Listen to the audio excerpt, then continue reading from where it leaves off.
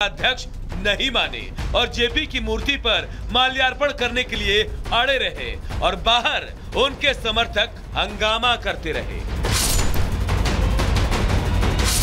सपा अध्यक्ष Akhilesh Yadav JP NIC centre तो नहीं पहुंच पाए, लेकिन सपा कार्यकर्ता उनके आवास के बाहर जेपी की मूर्ति लेकर पहुंच गया, जिसके बाद अखिलेश यादव अपने घर से बाहर निकले और जयप्रकाश नारायण की प्रतिमा पर माल्यार्पण कर उनको नमन किया। इस दौरान उन्होंने योगी सरकार पर भी जमकर हमला बोला।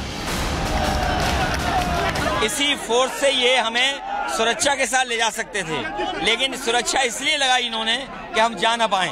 गांधीवादी जयप्रकाश जी, गांधी जी के साथ काम करने वाले, उनका अगर जयंती नहीं मनाने दे रहे हैं तो इसका मतलब ये है कि ये लोकतंत्र के खिलाफ हैं, संविधान बनाने वालों के खिलाफ हैं लोग। जयप्रकाश नारायण की जयंती को सियासी रूप देने के लिए अखिलेश यादव पर सवाल खड़े हो रहे हैं कि वोट बैंक की राजनीति के लिए इतना बवाल करने की आखिर जरूरत क्या थी। जेपी की जयंती शांति से भी मनाई जा सकती थी। एलडीए ने सुरक्षा का हवाला देकर जब रोक लगाई तो वोट बैंक के लिए सियासत क्यों जरूरी थी। Bureau report, Republic Bharat. तो इस पूरे मामले में सियासत गरमाती नजर आ रही है, तमाम प्रतिक्रियाएं भी सामने आ रही हैं। आपको बता दें कि बीजेपी अध्यक्ष भूपेंद्र चौधरी ने अखिलेश यादव के जेपी एनआईसी जाने को ड्रामा बताया। सुनिए।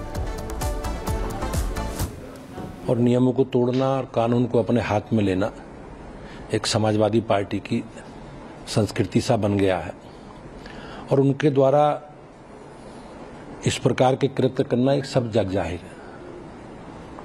सुरक्षा कारणों से लखनऊ विकास प्राधिकरण ने उस स्थान को किसी भी आने जाने के लिए प्रतिबंधित कर रखा है। अखिलेश यादव जी स्वयं बड़े नेता हैं और उत्तर प्रदेश जैसे राज्य के मुख्यमंत्री रहे। उनका ये प्रयास केवल मीडिया में सुर्खी बनाने के लिए, मीडिया में अपना स्थान बनाने के लिए है। और इधर गिरिराज सिंह ने साफ तौर पे कहा है कि हिंदू संगठित सशक्त है, हमें एक होना होगा, हिंदुओं को एक करना ही हमारा इस वक्त मकसद है। जातियों क्षेत्रों में हम बटे हुए हैं, लेकिन अब कैसे एक साथ आना होगा, उनसे बातचीत की हमारे सहयोगी प्रकाश सिंह। देश के अंदर ये बात साबित हो गया है, संगठित हिंदू सशक्त हिंदू। आज हिमाचल में अगर वहाँ रोहिंग्या और बांग्लादेशियों ने मिलकर के मस्जिद बना लिया तो संगठित होकर के बाध्य कर रहा है और लोगों को मानना पड़ रहा है। इसीलिए मैं कह रहा हूँ, संगठित हिंदू सशक्त हिंदू, कटोगे तो बटोगे, बटोगे तो कटोगे। योगी जी ने यह नारा दिया है, हरियाणा के चुनाव में बड़ा सफल रहा आप लोगों के लिए। सफल नहीं रहा ये हिंदुओं के लिए। बांग्लादेश में जिस दिन घटना घटी है उस दिन से मेरे मन को कौंध रहा है। आपसे मैं पूछता हूं कि नसरुल्लाह लेबनान में मरता हो और भारत का कोई ऐसा जगह नहीं बचा जहां पेट में दर्द नहीं हो किसी को। आखिर क्या?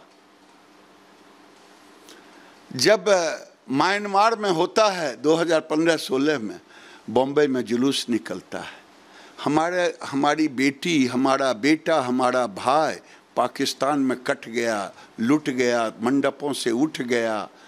देश तो इसीलिए न बटा था। मुसलमानों के लिए पाकिस्तान बना और हिंदुओं के लिए हिंदुस्तान बना, लेकिन कांग्रेस की गलत नीतियों के कारण कुछ मुसलमानों को रख लिए तुष्टीकरण के लिए, और आज ऐसा तुष्टीकरण हुआ कि हमने तो इतने साल से कभी किसी तजिया पर पत्थर नहीं फेंका बल्कि सम्मिलित हुए।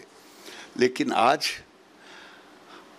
बिहार के बिहार शरीफ में भी रामनवमी जुलूस निकालते हैं तो पथले चलता है, आज तलवार चलता है, आज गोलियां चलती है, आज कांवड़ यात्रा पे पत्थर चलता है यूपी के बरेली में। आखिर क्या इसी दिन के लिए हिंदुस्तान बना था कि हम अपना देवी दुर्गा की पूजा भी स्वतंत्र होकर के न करें? बांग्लादेश की घटना ने झकझोर दिया। पाकिस्तान में भी बड़े बड़े मकान थे, हिंदू थे, कौन कटे कौन मरे किसी को पता नहीं। बांग्लादेश में भी, आज भारत के अंदर भी ये लोग खड़े करने की कोशिश कर रहे हैं। तो संगठित हिंदू, सशक्त हिंदू। आप कह रहे हैं कि मुसलमानों के लिए पाकिस्तान बना, हिंदुओं के लिए हिंदुस्तान बना, लेकिन पाकिस्तान इस्लामिक स्टेट बना, हिंदुस्तान सेकुलर स्टेट बना। तो क्या आपको लगता है ये जो बयान आप दे रहे हैं कि बना, लेकिन हिंदुस्तान तो सेकुलर स्टेट बना? मुझे आज भी अपने पूर्वज तो हैं नहीं, लेकिन पूर्वजों से गलती हुई है ये बात मैं कहूंगा, या सोची समझी रणनीति के तहत हुआ। सेकुलरिज्म का मतलब केवल यही है, तुम पियो तो पुण्य, मैं पीऊं तो पाप। सेकुलरिज्म का मतलब ये है कि मैंने 76-77 साल से किसी तजिया पर पत्थर नहीं पीका, ये सेकुलरिज्म है। सर्वे भवन्तु सुखिनः सर्वे सन्तु निरामय मेरा थीम है, एक एक हिंदुस्तान के बच्चा बच्चा का। लेकिन किसी की जुबान नहीं खुलती, न लालू यादव की खुलती, न राहुल गांधी की खुलती, जब हमारे ही परिवार के लोग बांग्लादेश में लुटे जा रहे हैं तो भी जुबान नहीं खुलती। भारत के अंदर घटनाएं होती, जुबान नहीं खुलती। आपने कहा पूर्वजों ने गलती की, किसने गलती की? अब मैं उन पूर्वजों का बाद में नाम लूंगा।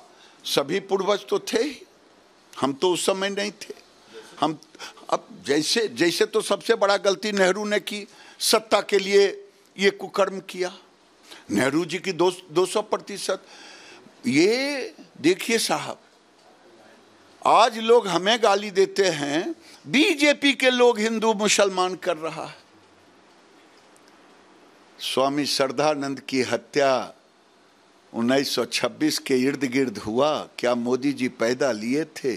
अमित शाह पैदा लिए थे? जोगी जी पैदा लिए थे? नहीं लिए थे। आखिर उस समय से ये सोच रहे थे, गलती वहां हुई।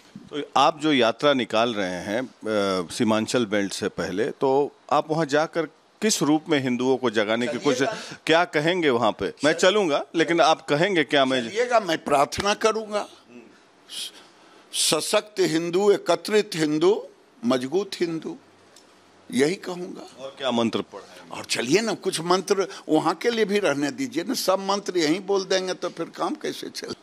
दूसरी बात कि तेजस्वी यादव भी यात्रा पर निकले हुए हैं। अभी दूसरा चरण उनका शुरू हो रहा है। वो भी अपने कार्यकर्ताओं को जगाने की कोशिश, वो वोट के लिए जा रहे हैं। माए बाप कौन कौन संगठन है उनका, हमको वोट के लिए नहीं है। और इसीलिए मैंने पार्टी के बैनर के नीचे नहीं हूँ, न गठबंधन के बैनर के नीचे हूँ। एक स्वामी दीपांकर रहेंगे जो भिक्षा यात्रा कर रहे हैं हिंदुओं को